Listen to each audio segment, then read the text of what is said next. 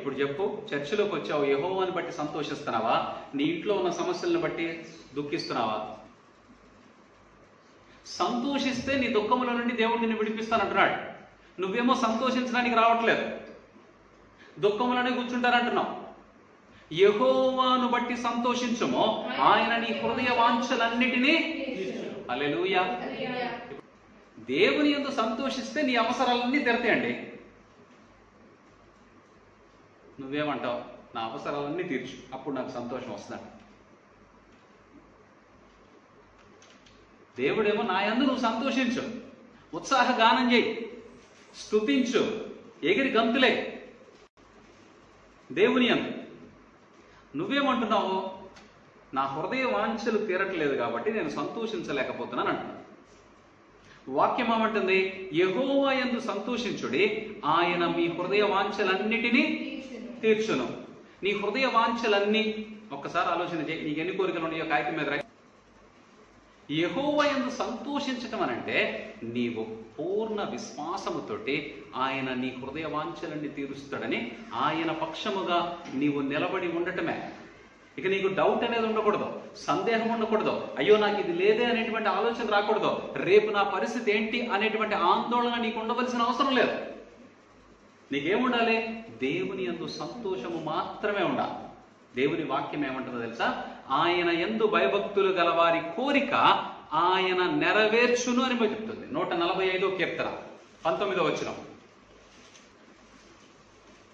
తన యందు భయభక్తులు గల వారి కోరిక ఆయన నెరవేర్చును, వారి మొర ఆలకించి వారిని రక్షించును. ఏ విషయం మాట్లాడుతున్నాడు?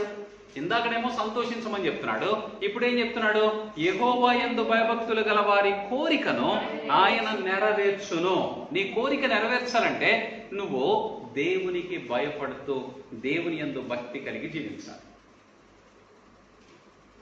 ఈ 2 పాయింట్స్ నువ్వు అంటే దేవుని యందు సంతోషించటము, దేవుడంటే భయము. ఒక చెడ్డ మాట మాట్లాడకూడదు.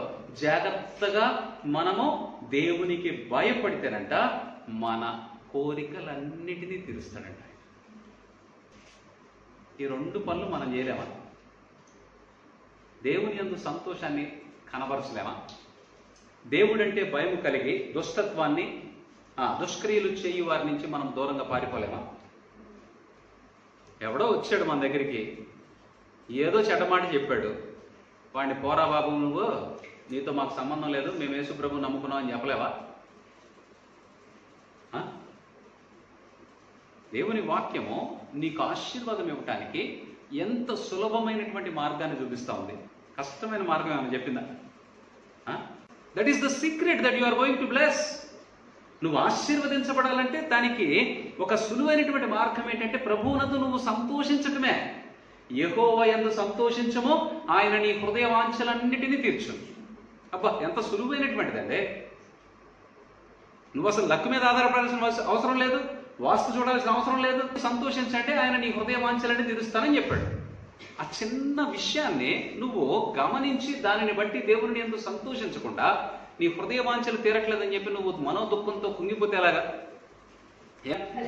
నువ్వు దేవుని యందు సంతోషించు, నువ్వేమడుగుతావు అడుగు.